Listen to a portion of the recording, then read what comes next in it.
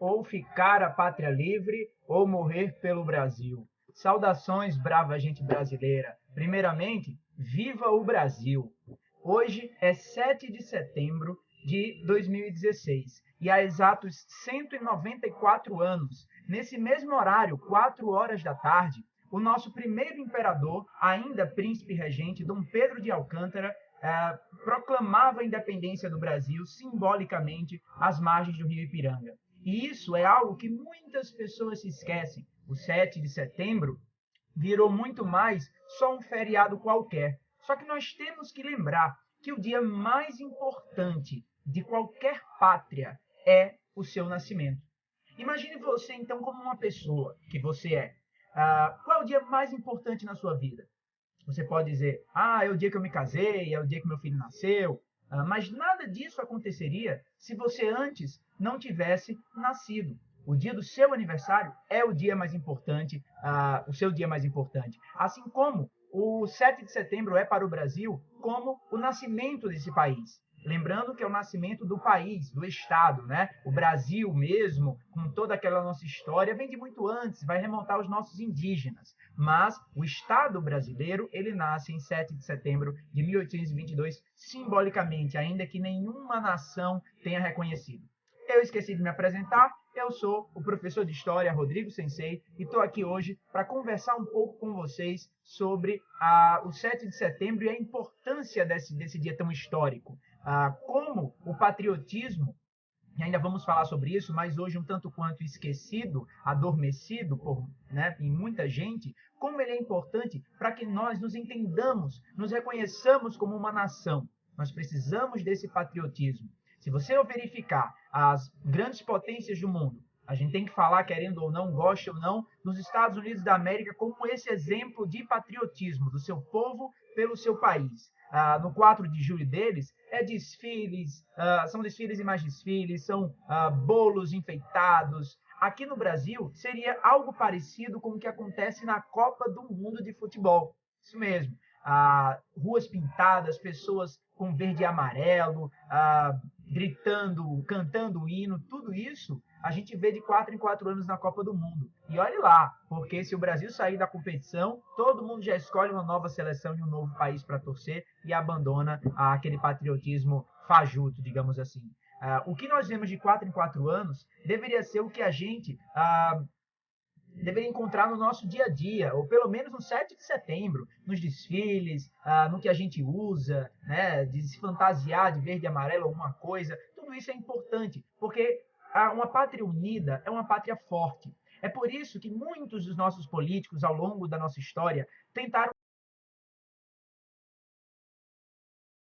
que é separado, que não se une, ele é muito mais fácil de ser dominado. Né? Quando a gente tem uma união, quando a gente tem um símbolo nacional que une a gente, isso faz com que a gente se reconheça melhor enquanto brasileiro e entenda o porquê disso. Como eu disse, eu sou professor e eu trabalho com muitos jovens que hoje em dia falam que não gostam do Brasil. Certo? Só dando uma olhadinha aqui, dando um salve aí para a galera que já está curtindo nos comentários. Não vai dar para ler todos agora, mas o que eu puder ler e talvez surgir alguma dúvida, vocês podem colocando aí, eu vou ver se dá para responder. Mas como eu estava dizendo, os nossos jovens, muitos deles não gostam do nosso Brasil. Só que eu costumo dizer muito para eles, o que você não gosta é do Brasil ou é da situação política atual? Ou você não gosta da corrupção que há no país? Ou você não gosta da situação econômica?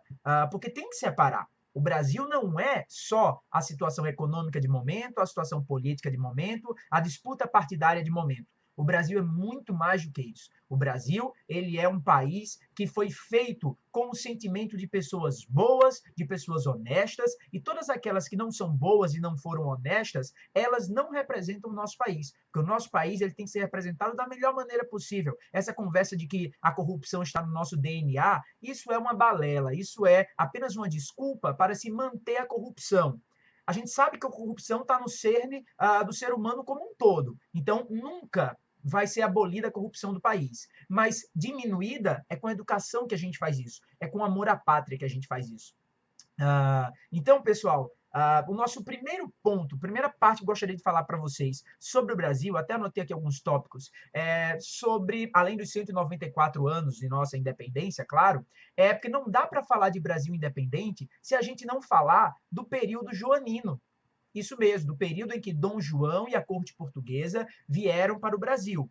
Esse período, assim como basicamente todo o período imperial do Brasil, ele é trabalhado às vezes nas escolas de uma forma muito tendenciosa, né? Muitas vezes os próprios professores nem sabem que estão trabalhando de uma forma tendenciosa, porque é algo já tão incrustado na educação que muitas vezes só vai repetir. Foi aquilo que ele viu na universidade. Ele não foi além, ele não foi buscar novas informações, ele não foi buscar novas leituras. Ele se acomodou com aquilo que ele leu. E nós temos o absurdo, por exemplo, até hoje, de encontrar pessoas com graduação em História, com mestrado em História, que costuma dizer que não havia democracia no Brasil, ou que, no caso, a própria República ela veio como um progresso extremamente alto em relação à monarquia. São dois sistemas diferentes, cada um traz a sua contribuição, mas você não pode cair na esparrela de dizer que aquele novo governo que surgia, a República, ela era extremamente superior ao governo anterior, ao sistema anterior.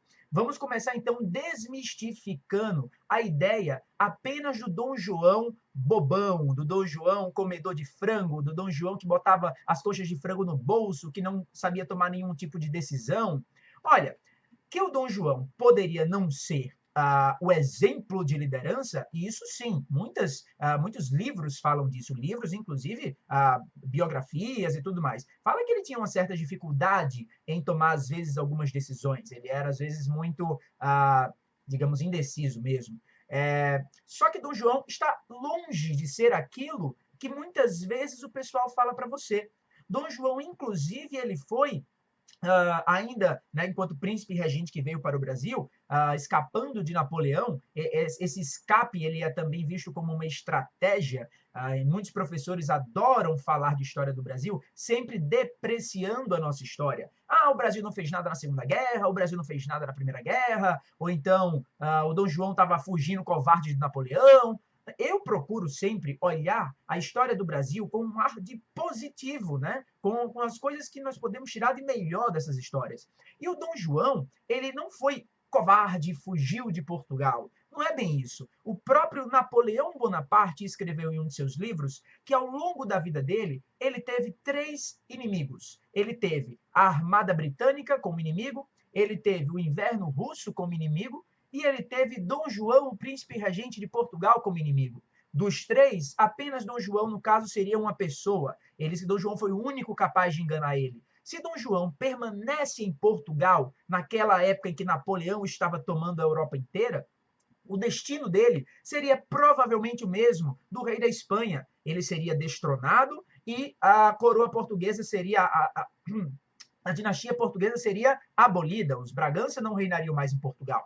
Então, a vinda da família real portuguesa para o Brasil, em um acordo com a Inglaterra, que já era de muito tempo atrás, essa ideia já havia sido pensada muito tempo antes, mesmo antes de Dom João nascer, já se tinha essa possível estratégia de uma necessidade, o Brasil, ou melhor, a família real portuguesa vir para a sua maior colônia, que era o Brasil, foi posta em prática rapidamente, essa é a diferença. Ela foi estrategicamente positiva, pois Dom João não foi destronado e conseguiu continuar mantendo as ordens e reinando sobre o seu reino dentro do Brasil. As pessoas não falam isso, né?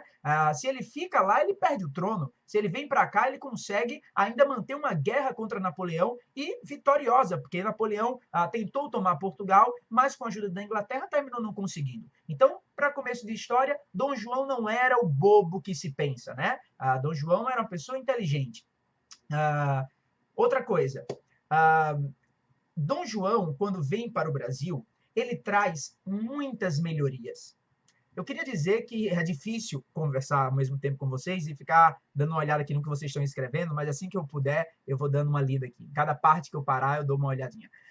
Mas Dom João, ele trouxe muitas melhorias, porque afinal a corte portuguesa estava vindo para o Brasil. Olha que situação atípica para um local que por quase 300 anos foi colônia.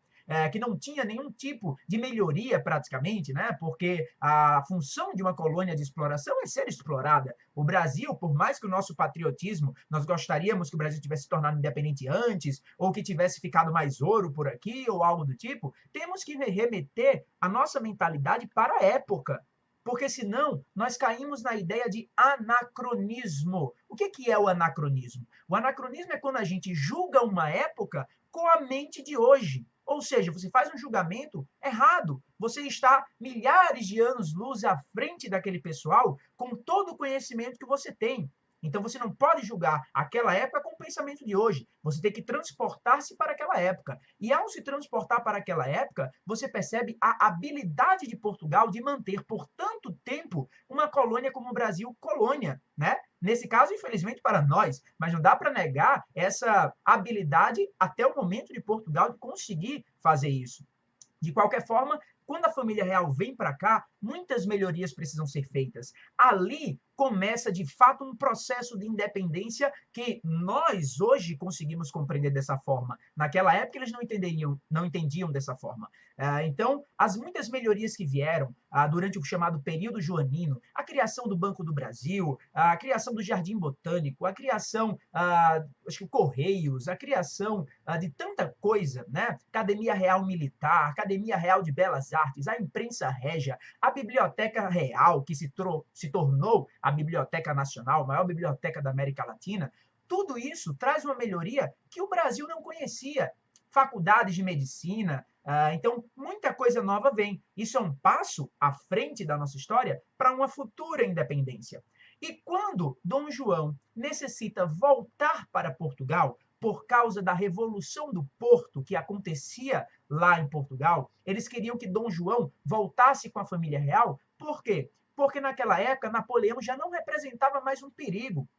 Se a vinda de Dom João tinha sido por causa de Napoleão e ele não representava mais esse perigo, a família real tinha que voltar. O Rio de Janeiro já era a capital do Império Luso-Brasileiro. Os portugueses não se sentiam bem com isso. Então, Dom João ia voltar com toda a família, mas de última hora decide deixar aqui no Brasil como regente aquela criança que tinha vindo, na época criança, né? Em 1807, 1808 tinha vindo para o Brasil o príncipe Dom Pedro. Pedro de Alcântara tinha passado, se brincar, já mais tempo no Brasil do que em Portugal, né? Brasileiro não nato, mas brasileiro. A própria Constituição de 1824, quando vem, ela vem para dar cidadania àquelas pessoas que viviam no Brasil. Então, por exemplo, Dom Pedro, ele se torna brasileiro, porque, inclusive, não podia nenhum estrangeiro ocupar o trono do Brasil. De qualquer forma, fica o príncipe regente, Pedro de Alcântara. Não era ainda o Dom Pedro I, porque o primeiro vai vir a partir da coroação. Então, é só o Dom Pedro de Alcântara, certo?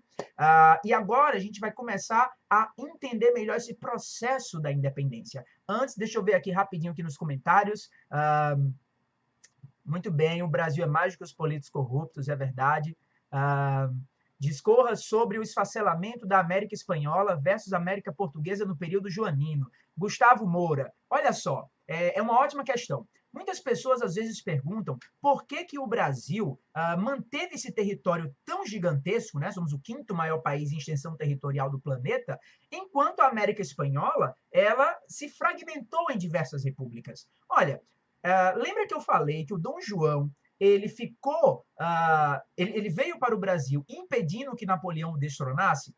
Então, pronto, a partir desse momento que a coroa vem para o Brasil, e o Brasil, ao declarar-se independente e formar uma monarquia, o poder na monarquia ele é mais centralizado. Ele é um poder de união. Ele consegue impedir as várias rebeliões que aconteceram no Brasil, porque dessa forma, senão teríamos vários países diferentes, assim como a América Latina. Imagina que o rei espanhol não veio para o lado espanhol, não querendo reconhecer a autoridade do irmão de Napoleão, porque Napoleão tirou o rei da Espanha e colocou o seu irmão para governar.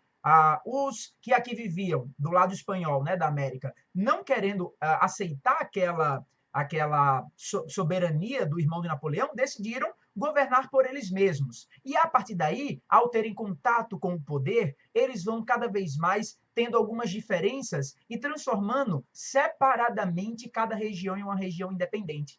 Nós temos, então, várias repúblicas separadas e nós temos um Brasil unido. O único território perdido do Brasil foi a Cisplatina, que era uma província anexada por Dom João, né? O Bobão, né? Que tomou a Cisplatina, e essa Cisplatina se tornou o Uruguai. Fazia até sentido eles se tornarem independentes, porque eles não eram parte do Brasil, eles falavam uma língua diferente, não se reconheciam com a mesma cultura, e em 1825 começam uma luta pela independência, que em 1828 acaba e a Cisplatina vence, né? Pegou um Brasil extremamente fragilizado ainda, tinha acabado de nascer enquanto país, e conseguiram vencer e separaram-se, formando a República Oriental do Uruguai. Então, nós temos, inclusive, por causa da forma de modelo adotada, né, de governo, a monarquia fez com que o Brasil mantivesse unido em um território só. E isso aí, ao longo dos tempos, tanto Dom Pedro I quanto Dom Pedro II, foram essenciais para que isso acontecesse, para que eles mantivessem esse tamanho, né, essa extensão territorial do Brasil.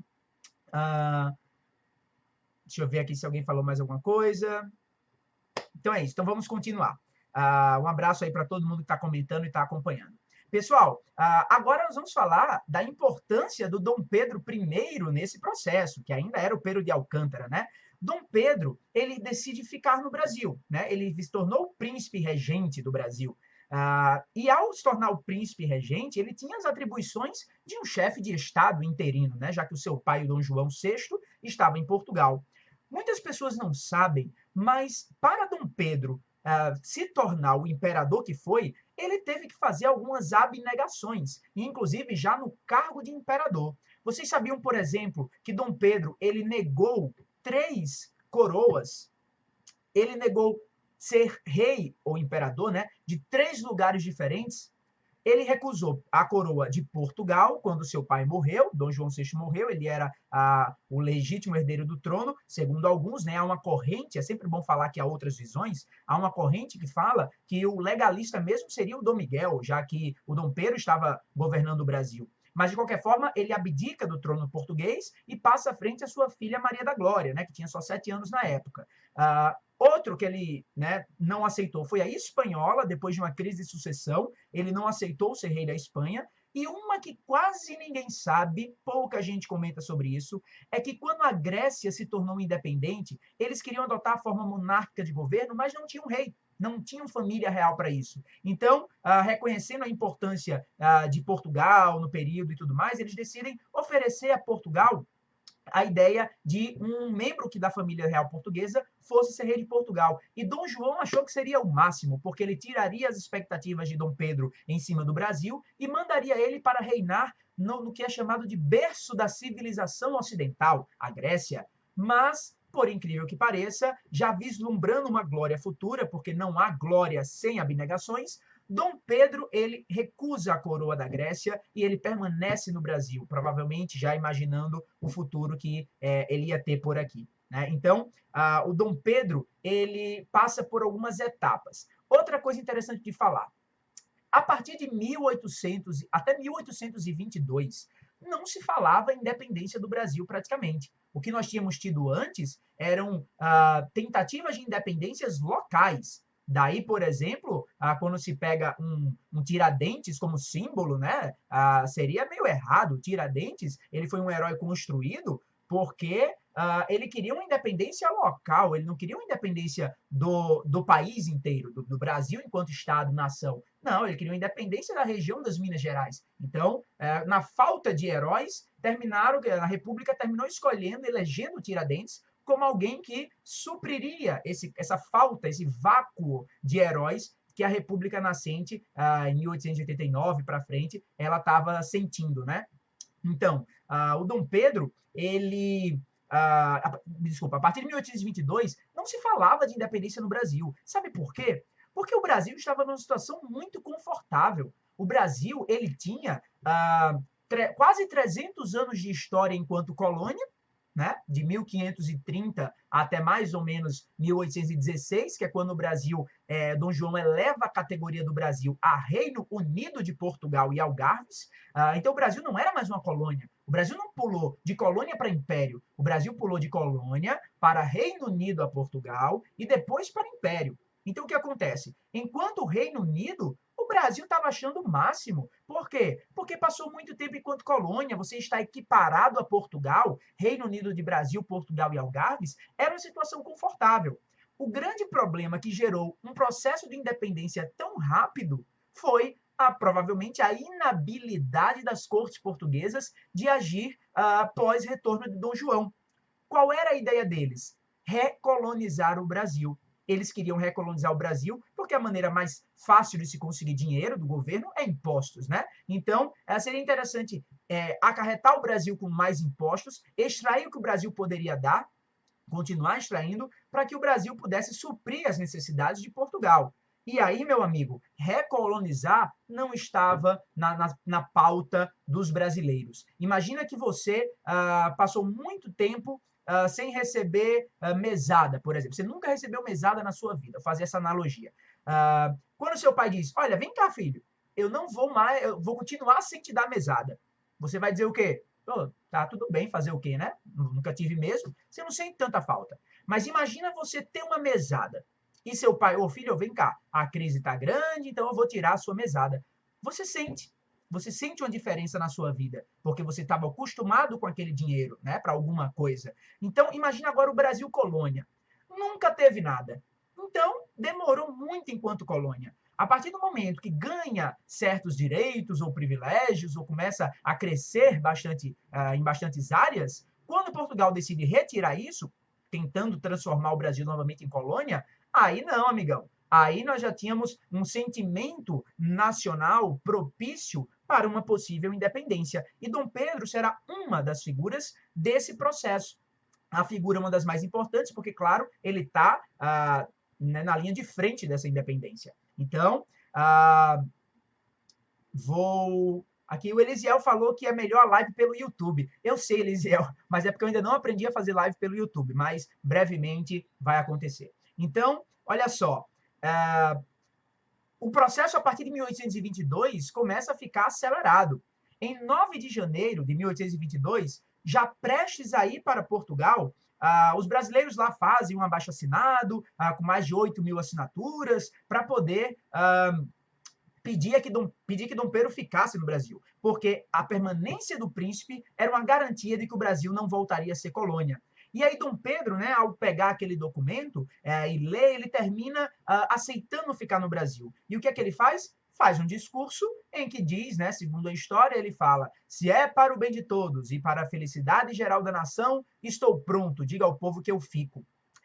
Esse tipo de coisa deveria ser dito em sala de aula, sempre. E não que Dom Pedro estava com problemas estomacais no dia da independência. Um fator que, mesmo sendo verídico, ele não tem nenhuma contribuição para a história, a não ser fazer de chacota o principal dia da nossa história, da independência do Brasil. Então, muitas pessoas, com alguns livros de história que eu já vi por aí, preferem fazer a chacota, porque se você não ama o país, você não vai querer preservá-lo. A gente só ama o que a gente conhece. Se você não conhece a história do Brasil, você não tem como amar o Brasil. Você vai continuar dizendo que não gosta dele por motivos muito banais ou específicos e você vai deixar de olhar o todo. Então nós precisamos conhecer a história do nosso país e lembrar dos fatos legais que aconteceram aqui. Imagina só aquele príncipe lá fazendo a vontade da galera dizendo: se é para o bem de todos e se é para a felicidade geral da nação, eu estou pronto, diga ao povo que eu fico. Com essa frase, ele estava indo contra as cortes portuguesas. Ele estava até possivelmente indo contra o seu pai, que era o rei de Portugal, para ficar no Brasil. Ele vislumbrava algo maior para o Brasil. Não tenham dúvidas disso. Então, isso foi em janeiro. Em maio veio o Cumpra-se, né? Foi a ideia de que Dom Pedro disse: olha só, a partir de hoje, qualquer ordem que vier de Portugal, ela só será aceita aqui no Brasil com a minha assinatura. Ele está passando por cima das cortes portuguesas, né? Ele está quase já separando o Brasil. E aí vem a convocação em junho de uma Assembleia Constituinte. Amigo, em junho, agosto, setembro, 2 meses antes da independência, Dom Pedro convoca uma Assembleia Constituinte. Ou seja, ele está dizendo com todas as letras que as leis de Portugal não servirão mais para o Brasil, que o Brasil deve ter suas próprias leis. Se isso não é independência, eu não sei mais o que é. Então, Dom Pedro, ele tem, por essas e outras, né, criar o Ministério dos Brasileiros e tudo mais, ele vai ganhar, acho que da Câmara do Rio de Janeiro, o título de Defensor Perpétuo do Brasil. Para sempre defensor do Brasil. Dom Pedro ganha esse título, que acredito eu seja hereditário. Os outros membros, Dom Pedro II e tudo mais, também eram defensores perpétuos do Brasil. Então, o processo de independência está caminhando, chega nesse momento, e aí é onde entra uma figura que pouca gente fala, que pouca gente conhece e que deveriam conhecer. Deixa eu dar uma olhada agora aqui nos comentários. Gustavo está dizendo que lembra que a independência é o resultado direto da pressão da Revolução do Porto em rebaixar o Brasil para a colônia. Isso mesmo, Gustavo, foi o que eu falei. Dizem que o dia do fico não foi pela felicidade geral da nação, mas foi pela felicidade dos portugueses. Olha só, imagina que estamos... Isso quem disse foi a Larissa Cruz. Imagina que nós estamos quebrando as barreiras, né, entre Brasil e Portugal. Eu não consigo enxergar como aquilo seria pela felicidade geral dos portugueses, inclusive os portugueses, talvez seja isso que você quis dizer, aos portugueses que viviam no Brasil. A partir desse momento, aqui passam todos a ser brasileiros, né? O Brasil, após a Constituição, converte, digamos assim, todo mundo em cidadão brasileiro. Claro que, para aquela época, ainda havia certos privilégios para quem era de Portugal, né? O comércio, geralmente, era monopolizado por portugueses e tudo mais. Até hoje tem aquela brincadeira do português da padaria, né? E tudo mais, que é dono de comércio. Mas isso é uma coisa que vai sendo mudada aos poucos. Imagina que um país que estava nascendo não tem como, em alguns anos ou mesmo décadas, quebrar todas as estruturas que o fazia enquanto colônia durante três séculos, né? Não é que após a independência o Brasil vira um país maravilhoso, vira um país que para todos os brasileiros, não é bem isso. O Império ele também não foi um mar de rosas, havia muitos problemas, e esses problemas eles iam sendo aos poucos solucionados ou tendo previsão de solução. Essa era mais ou menos a ideia. O Brasil, uma nação, naquele período, né, era uma nação muito recente, ainda é uma nação muito recente, mas nós tínhamos caminhado já até mais ou menos 1889 a passos largos de uma melhoria, né, gritante. Estávamos aí entre os países europeus de primeiro mundo em termos, por exemplo, de democracia, que ninguém sabe, né? Acho que na década de 70 ou 80 do século XIX, votava-se mais no Brasil, mais pessoas podiam votar, do que muitos países europeus da época, países ditos de primeiro mundo, né? Então, a ideia de transformar aquele período em antidemocrático também se torna um pouco anacrônico, porque, claro, você não pode comparar aquela democracia com a democracia, digamos, de hoje, no sentido de que analfabetos podem votar e tudo mais. Mas é uma diferença que a gente tem que se ligar no tempo, né, na distância. A democracia grega, por exemplo, que eles criaram uma democracia, aquilo era democrático. Poxa, mas professor, mulheres não podiam votar, estrangeiros não votavam, só homens, né, em Atenas, filhos de pais atenienses, maiores de 21 anos, podiam votar? Sim, mas eles criaram uma democracia. Todo cidadão grego, no caso, poderia votar. O que muda é essa ideia de cidadania, quem é cidadão, quem não é, naquela época e hoje. Então, isso aí também tem que ser levado em consideração. Vamos lá para mais uma informação. Sim, eu estava falando de uma pessoa importantíssima, só um minuto. De uma pessoa importantíssima nesse processo. Em tempos em que a ideia da libertação da mulher, do feminismo como um todo, do feminismo que eu falo do movimento mais justo, daquele movimento que luta de fato por alguns direitos, não aquela outra ala lá um pouco mais radical, mas o feminismo, ele teria uma pessoa no Brasil, mais de uma na verdade, mais uma, para se espelhar bastante, e é essa pessoa que eu vou falar, é a imperatriz Dona Leopoldina. Leopoldina é a mulher por trás da independência. É praticamente ela que faz a independência, mesmo Dom Pedro levando todos os louros. Por que, professor? Você está dizendo que é a Dona Leopoldina. Quem era a Dona Leopoldina nesse jogo aí? Vamos lá. Dom Pedro I, ele casou-se com uma arquiduquesa austríaca, né, da família dos Habsburgos, as mais antigas e importantes reinantes famílias europeias, e quando ela veio para cá, se tornou sua esposa, ela estava vivamente contribuindo com o processo de independência. Vou dar algum exemplo disso. Um homem na época, um político brasileiro chamado Vasconcelos Drummond, né, que foi contemporâneo da época dos acontecimentos da independência, ele escreveu certa vez o que eu vou ler para vocês agora. Fui testemunha ocular e posso asseverar aos contemporâneos que a princesa Leopoldina cooperou vivamente dentro e fora do país para a independência do Brasil. Debaixo desse ponto de vista, o Brasil deve à sua memória gratidão eterna. Então, a princesa Leopoldina fez algo a mais do que nos doar o seu filho Dom Pedro II para a nação.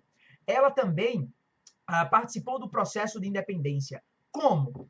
Olha só, no final de agosto, dia 20 e tantos de agosto, Dom Pedro precisou ir a São Paulo apaziguar os ânimos de algumas coisas que tinham acontecido por lá. E quem ele deixou no comando do Brasil? Ele deixou a sua esposa, Dona Leopoldina, como chefe de Estado interina, né, das relações no Brasil. Ela era a mulher com todos os poderes. E o que acontece? Ao ser lembrada, ao chegar novas cartas e dizerem que Portugal estava realmente desejando a volta de Dom Pedro e ameaçando até o Brasil de guerra, Dona Leopoldina não perde tempo, não pensa duas vezes. Ela reúne o Conselho de Estado, os ministros de Estado, todos aqueles homens importantes e a figura dela imponente liderando tudo aquilo, e ela praticamente redige e assina no dia 2 de setembro de 1822 a Declaração de Independência do Brasil. Olha só, o Brasil, algumas pessoas inclusive acham que a data da independência do Brasil deveria ser o dia 2 de setembro, por causa desse decreto.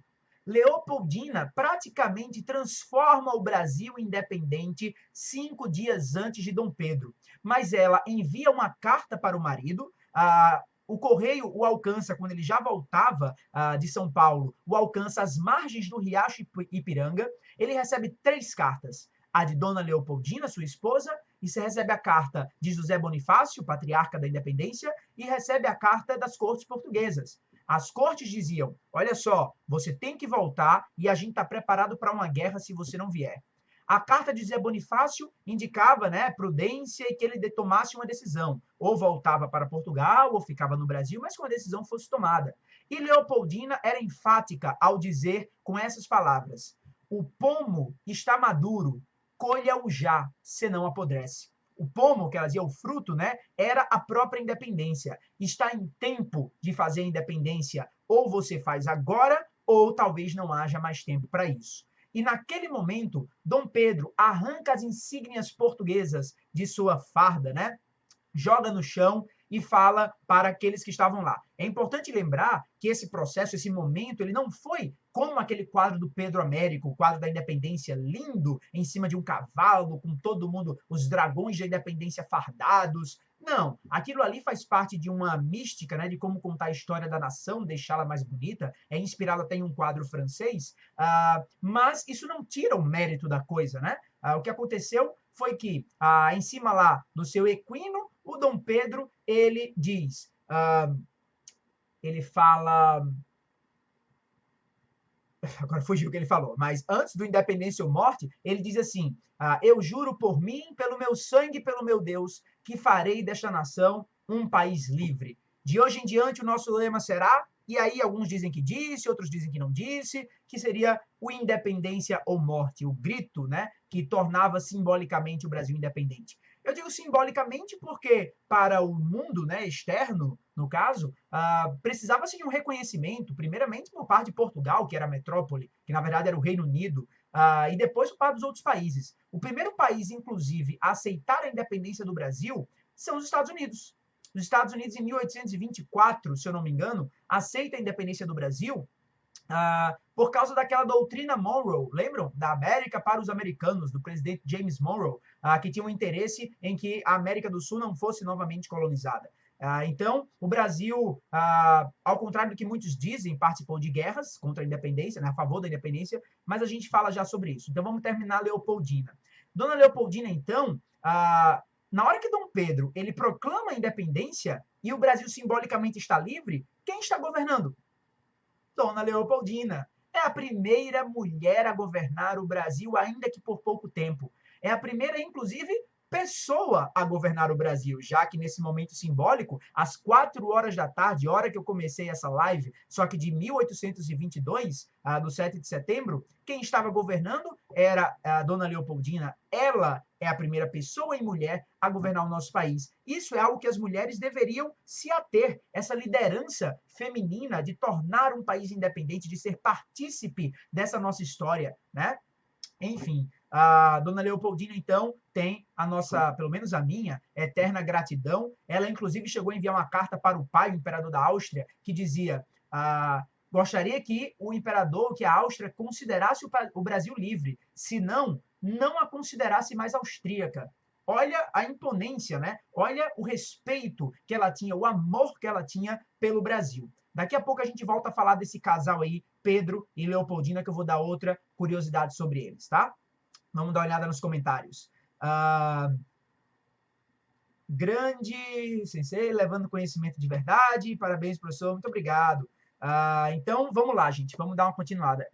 Nelson Filho gostou da caneca. Foi um presente, Nelson. Essa caneca aqui foi um presente que me deram. Foram no Museu Imperial do Rio de Janeiro. E sabendo que eu gosto da história do Brasil, trouxeram para mim. Foi a Anuska que me deu. Obrigado, Anuska. O professor precisa de água. Então, vamos continuar. Espero que vocês estejam gostando aí dessa live. Eu pretendo deixar ela gravada e quem sabe até se eu conseguir baixar esse vídeo e postar no YouTube para vocês. Então vamos lá. Depois da dona Leopoldina, tá achando pouco uma mulher apenas como protagonista nessa história? Eu vou dar outra então. A outra mulher que muita gente se esquece, não sabe nem quem foi. E essa pessoa participou ativamente no processo de independência, e digo mais, no processo da linha de frente. Ela se chamava Maria Quitéria. Maria Quitéria, era uma baiana e ela queria muito lutar pela independência do Brasil. Ela se animava a ouvir as notícias sobre a independência e ela queria, pasmem, ir para o exército. Ela queria ir para o exército. E, obviamente, não podia, né, a mulher entrar no exército naquele período, mas ao melhor estilo Mulan, ela decide cortar o cabelo, se esconder do pai, pegar a ajuda da irmã, adotar um nome masculino e ela se alista para o exército para lutar pela independência do Brasil. Maria Quitéria, ela vai para campo de batalha e tudo mais, mas chega uma coisa curiosa, né, uma ocasião curiosa. Os militares eles foram tomar banho no rio. E ela, obviamente, não podia tomar banho com eles porque denunciaria que ela não era homem. Então, o que é que ela decide fazer? Maria Quitéria fala a verdade, já esperando ser rechaçada. Ora, uma mulher que se passou por homem para entrar no exército seria rechaçada.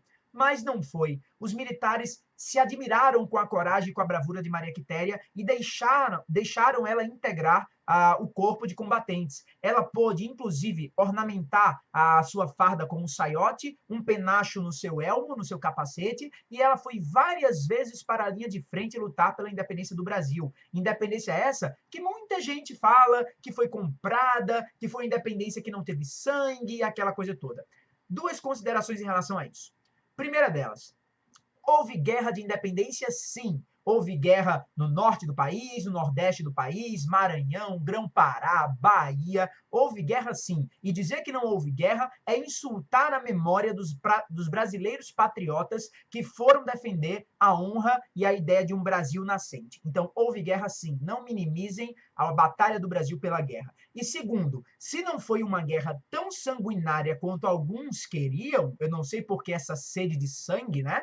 Muitos que preferem ver esse derramamento de sangue, foi porque o próprio Dom Pedro, ao negociar essa independência, ele decide pagar uma multa, né, uma espécie de indenização a Portugal de 2 milhões de libras esterlinas, a moeda da Inglaterra, para que Portugal reconhecesse essa independência.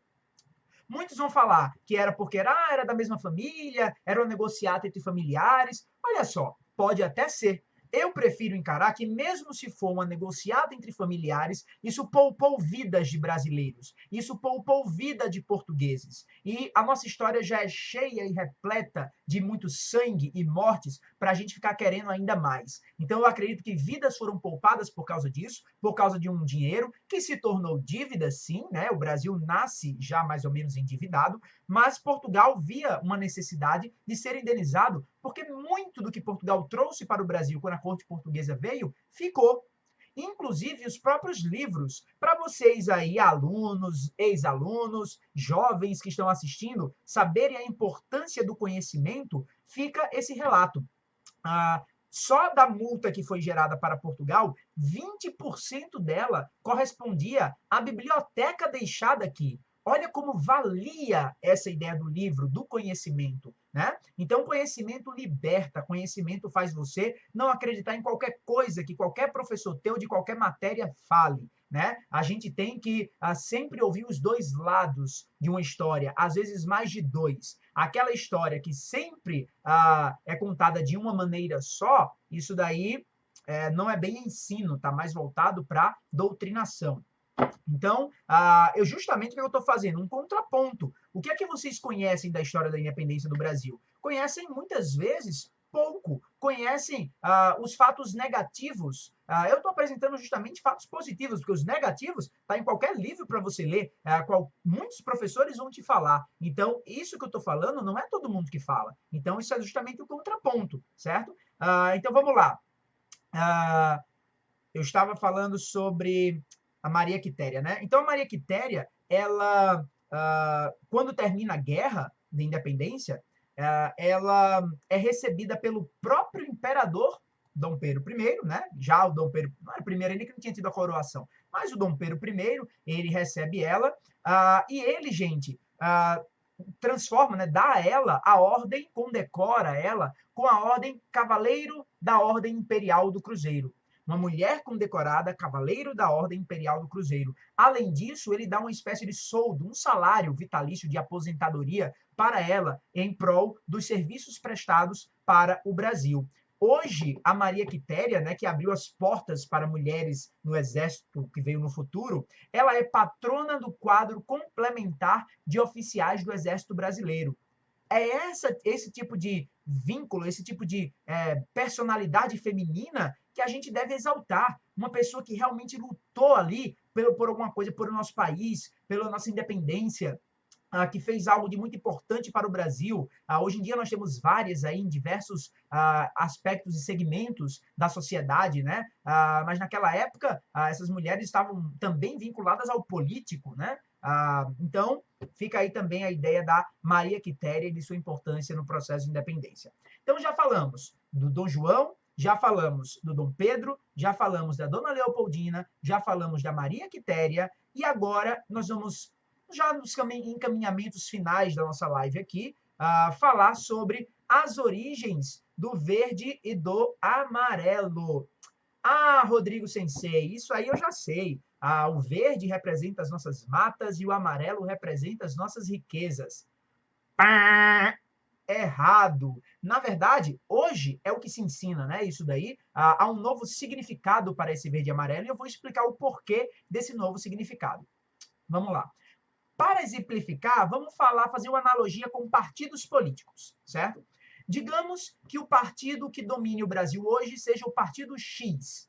O partido está no poder e o partido Y está tentando tomar o poder do partido X.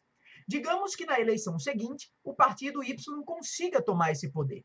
Eu pergunto a vocês, conhecendo a política nacional como vocês conhecem, o partido Y vai falar das melhorias e das partes boas que o partido X fez em relação à política enquanto eles governavam?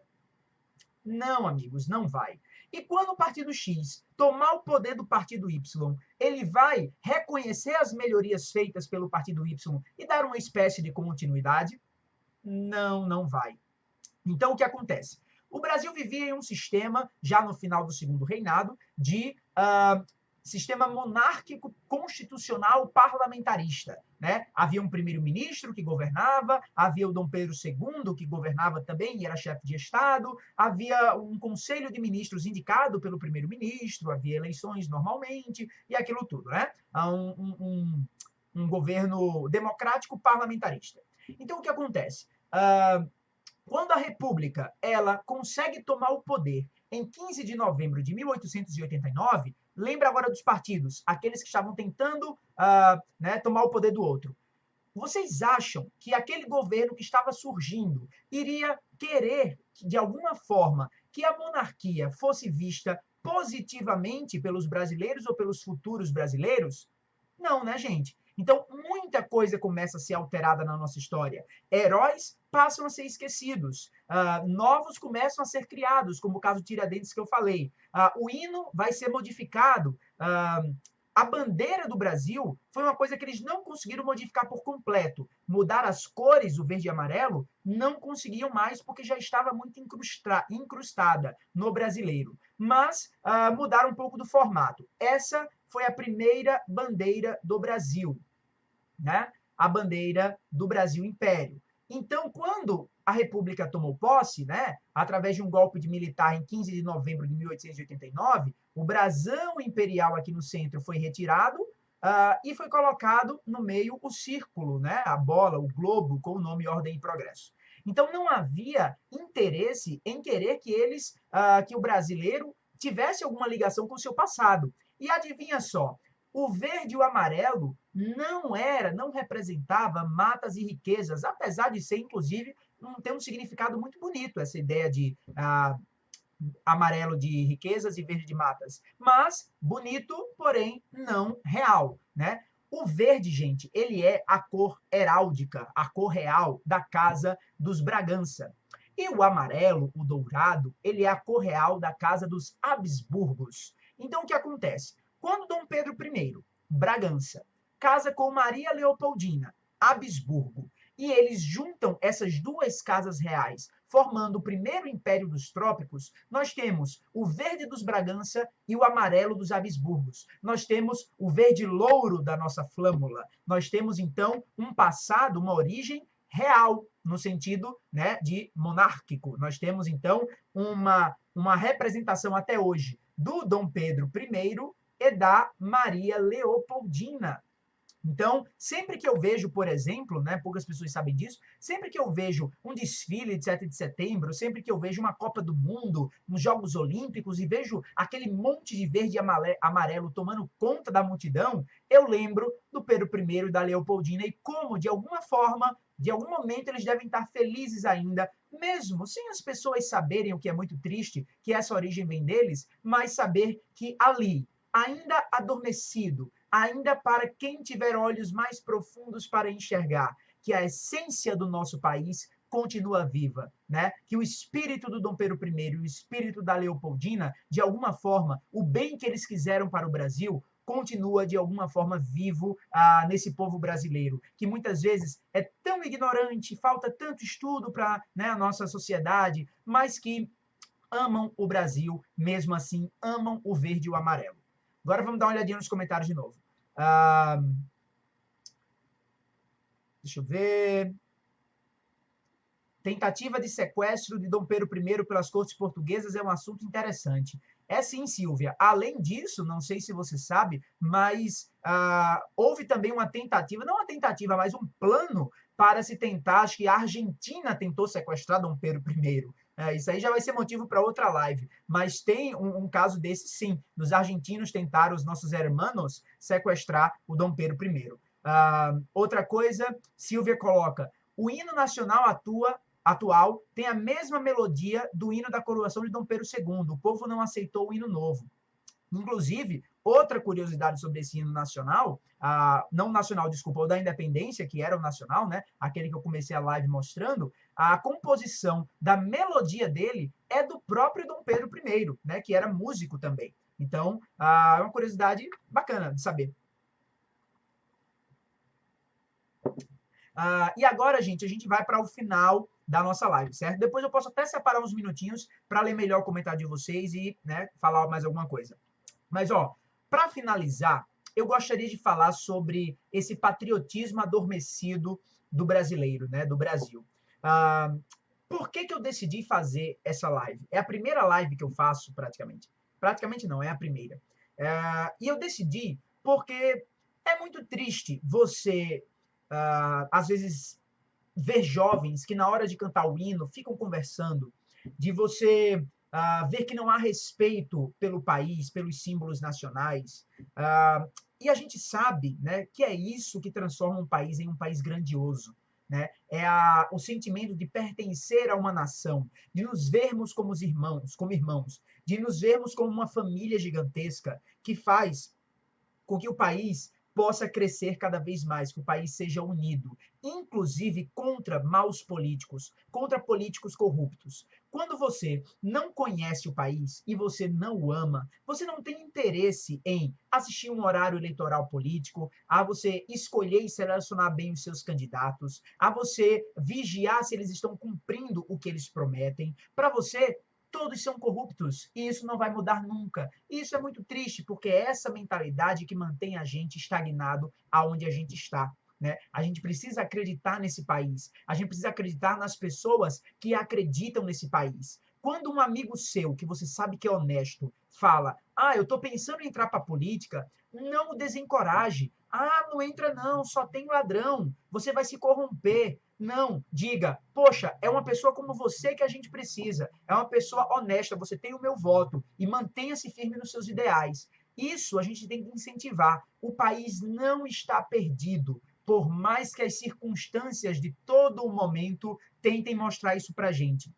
Mas é uma espécie de ladrão de pensamento, um ladrão de sonhos, um ladrão que quer que você não acredite na nação. Só que mais forte do que esse ladrão é a egrégora nacional. Mais forte do que esse ladrão é o sentimento de grandeza de todos os brasileiros, anônimos ou não, que são honestos, que querem o melhor para o país. Eu incluo nessa história eu, você e pessoas como Dom Pedro I, como Dom Pedro II, Dom Pedro II que dedicou a vida pelo país, dedicou a vida. Um dia eu vou falar sobre esse garoto que aos 14 anos se tornou imperador do Brasil e dedicou a vida inteira de amor e serviço à nação. Sobre esse personagem. Vou marcar uma live com vocês sobre Dom Pedro II. Então, é por essas pessoas que eu sei que esse país tem jeito. É por essas pessoas que eu percebo que vale a pena ser brasileiro, que vale a pena fazer silêncio na hora do hino, que vale a pena colocar algum acessório verde e amarelo no Dia da Pátria. Tem uma bandeira do Brasil aqui pendurada na janela do meu quarto para que todo mundo lá fora de casa consigam ver, para saber que aqui tem um brasileiro que se importa com a nação, que se importa com a educação que esses jovens estão recebendo hoje nas escolas. Uma educação que deveria ser muito mais do que dessa forma, né? Deveria ser muito mais aberta a diversas possibilidades, a um mundo de ideias, incentivar essa criatividade, incentivar essa discussão de conteúdos, de ideias diferentes. Isso deveria acontecer em sala de aula. Então, eu acho que é isso que eu tinha para falar para vocês. E agora eu vou deixar aqui alguns minutinhos, já vai quase 1 hora de live. Então vamos fechar na 1 hora, às 17 horas eu paro. Vamos ver aqui alguns comentários.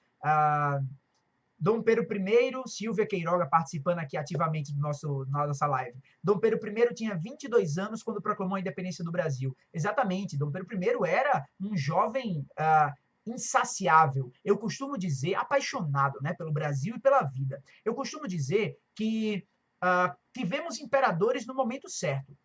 O Dom Pedro II nunca faria uma independência do Brasil. E o Dom Pedro I também não seria muito para uma época extremamente tranquila de paz. Não foi totalmente tranquilo o segundo reinado de paz, né? Houve a Guerra do Paraguai e tudo mais, mas vocês entenderam o que eu quis dizer. O Dom Pedro I tinha uma sede como é que eu posso dizer? Não era de poder, não era o poder pelo poder, porque se fosse isso, ele tinha abandonado na primeira oportunidade o Brasil e teria virado rei de Portugal, rei da Espanha, rei da Grécia, seja lá qual que ele tivesse escolhido. Mas ele tinha uma sede, achei a expressão, ele tinha espírito de grandeza. Dom Pedro I tinha um espírito de grandeza encontrado em poucos na história desse país. E foi esse espírito de grandeza que vislumbrou um país gigantesco que é o nosso e que, com a ajuda dele, não só dele, mas com a ajuda dele, nós pudemos, em 7 de setembro, quebrar essas barreiras com Portugal, que nós queremos tão bem, né, atualmente.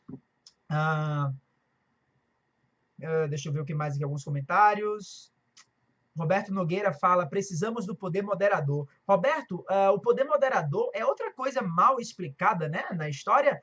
Muita gente fala que é um poder absolutista do Dom Pedro e tudo mais. Eu não entendo como esse poder absolutista, como dizem, dentro da Constituição, se você for ler a Constituição de 1824, com diversos...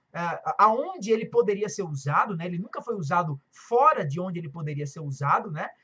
como ele poderia ser absolutista? Ele, segundo a própria Constituição de 1824, ele era a chave de toda a organização política, né? Era ele que permitia, por exemplo, dissolver um parlamento que tivesse à beira do colapso, né? Estamos passando por uma crise à beira do colapso no país, e que o poder moderador realmente, como você diz, talvez nesse momento fosse bem útil, né? Porque ele não podia ser usado a qualquer momento e por qualquer motivo. Não, quem fala isso não leu a Constituição de 1824. Uma Constituição que, inclusive, para o Dom Pedro II, era como se fosse para ele, ele mesmo disse, como a segunda Bíblia dele, né? Porque era de se respeitar. O imperador é, antes de tudo, o primeiro cidadão do país. Então, ele precisa estar dentro da Constituição. Aqueles que dizem que o Dom Pedro I ele era absolutista, tá meio por fora, porque na Europa, por exemplo, ele é tido, inclusive, como o imperador, o rei liberal. Né? Ele travou guerras contra o irmão Miguel, né, pelo trono português, independente de quem tinha razão ou não de assumir o trono português, mas ele travou guerras, ele do lado liberal e Miguel do lado absolutista. Ele lutou para preservar a Constituição portuguesa. Ele criou, junto com algumas pessoas, a Constituição Liberal do Brasil, tida para a época como uma das mais liberais do mundo no período. Então, realmente concordo com você aí, né? O Elisiel está dizendo que vão alegar que esse sentimento patriota é fascismo de direita, nazismo. Hoje esse pensamento é bastante difundido, infelizmente. Elisiel, eu acredito que as pessoas que difundem isso, elas sabem que não é. Elas difundem para pegar mentes jovens e fazer que os jovens acreditem nisso, coisa que elas não acreditam, né? Ou então é aquela máxima do fale do que você fala, julgue os outros como você é, né? O patriotismo, ele não é ligado necessariamente ao fascismo, a uma extrema-direita. Patriotismo é um sentimento de respeito pela história e pela tradição do seu país. Todos nós temos um país e é muito interessante que a gente conheça ele melhor. Quem conhece o seu país, conhece melhor, inclusive, a si mesmo, né? Consegue prever o que pode acontecer no futuro, consegue tentar criar mecanismos para um país melhor, para um futuro melhor. Então aí, 3 minutos restando. Rosana Jaime, que a alma de nossos heróis renasça em todos os corações. Que bonito isso, viu, Rosana? Muito bonito mesmo. Eu concordo que a alma de nossos heróis, onde quer que estejam felizes em saber que ainda existem muitos brasileiros que amam o país e que nós estamos dispostos a lutar por ele, independente de qual seja o desafio. Né? Quem ama o país sabe que tem que lutar. Mesmo quem está morando fora, quem se mudou para outro país, isso não tem nada a ver, tá? Se mudou por uma oportunidade de emprego, por alguma outra coisa, para viver uma vida diferente, isso não diz nada sobre alguém não poder lutar pelo país. Cada um faz a sua parte de onde estiver, seja em outro país, seja no Brasil, no interior, ou inclusive até já no outro plano, né? Vai que. Então, acho que é isso, pessoal. Tenho 2 minutos aqui para encerrar com vocês.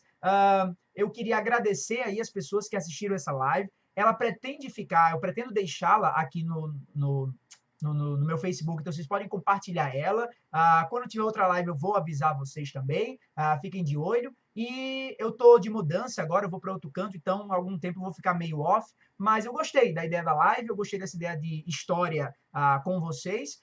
E eu espero poder baixar esse vídeo para poder postar no YouTube, para ele ficar lá guardadinho, bonitinho, para sempre que vocês quiserem assistir ou botar no 7 de setembro, certo? Então, pessoal, um grande abraço para vocês, obrigado por terem assistido e fiquem aí com um pouco mais do nosso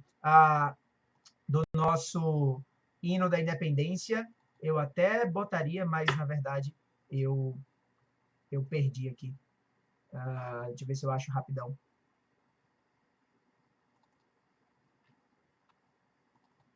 Achei. Então fiquem agora então com esse nosso hino da independência, né? Melodia de Dom Pedro I e até uma próxima live, pessoal.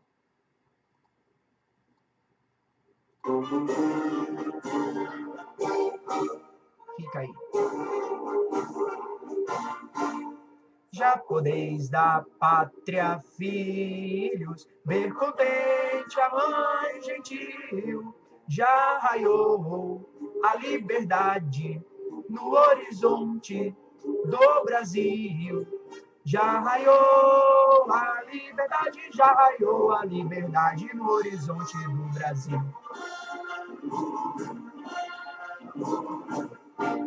Brava gente brasileira, longe vá, temor servil, ou ficar a pátria livre, ou morrer pelo Brasil. Ou ficar a pátria livre, ou morrer pelo Brasil. Até mais, pessoal!